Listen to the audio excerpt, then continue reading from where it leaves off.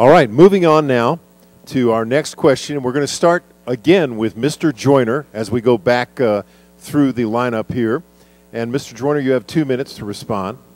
You have talked about being ready to make the tough decisions. The economic slowdown will certainly create challenges for our community. What are some of the issues that you believe will confront us, and what would your proposed solutions be? Well, we are in very scary and uncertain economic times, and I'm concerned about the town's financial future. I'm concerned about my business. I'm concerned about my family. I think that the town is in good shape. Every budget year, we look at that to determine what we can afford to do and what we can't afford to do. I think that we need to be ever mindful of being able to live within our means. We talked, or mention was made a moment ago about the property tax. Back in 1999, when I was first elected to the board, our property tax rate out here was $1.47. Today it's $1.28. I don't think that's taxing or raising taxes. In fact, if my math is correct, that's 9 cents less. And we've also been able to absorb our library, which now costs about $1.1 million a year, $1.2 million. We've also been able to enhance our ambulance service, and we were this year able to form a new retirement plan that allowed 5 employees in the police department to retire as of January 1. So these are times that we need to be ever mindful of where we can look for dollars. Our personnel costs are about 70% of our annual budget. When you take your fixed cost and put those in there like debt service, like utilities, cost of fuel, all those things, when you add those things up, it leaves you very little area to cut. So what we need to do is look at areas where we can make changes, possibly in programs. We're talking about something very painful there because it means the elimination of some jobs.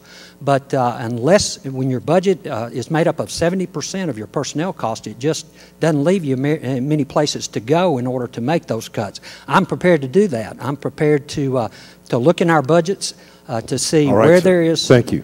Thank you. Mr. House, you have the first response. Getting lost. I don't know if he's for limited government, now he's for cutting taxes, or for cutting government. I'm not sure. I'm trying to keep up. But I'll tell you, what we need to do is make sure, again, we're fulfilling the limited purpose of government. And one of the things that we need to do is make sure we have enough police on the street. I got involved in this in 2006 because I found out that our police department was the lowest paid in Shelby County next to Millington. They'd not had a cost of living increase in 5 years, and we'd lost about 30 officers in 3 years. I had one officer came to me and said that he came to the town, and one of the reasons he came here and turned down other opportunities was they offered to finish his education. They pulled that from him after he got here. We need to be people that keep our word to our police and our fire. And we need to make sure that our department's running 100%. This spring, I'm told by the policemen, and again, I'm honored to be the only mayoral candidate endorsed by both the Fire Association and the Police Association. And I started this organization, SaferCarville.com, because there was a lack of leadership in this area. And we packed out town hall, standing room only. And we were able to get them a small pay increase. But we've got to do more. 16, 14 police officers vacancy this spring. We have got to get back to fighting crime. I told we had an armed robbery earlier this week right here in town again. We had 2 armed robberies a month in 2006 when I pulled the file, paid for it. All right, we've got to do that. Thank you. Mr. Allen, your response. Well, I get amused when they say they've cut taxes. I've been here 19 years and I haven't seen my property tax go down yet.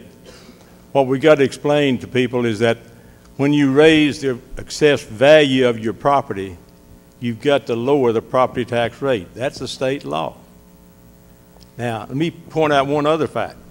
If your water and sewer rate has gone up $30 per month for the last 3 years, that's the equivalent of about 45 cents increase in property tax.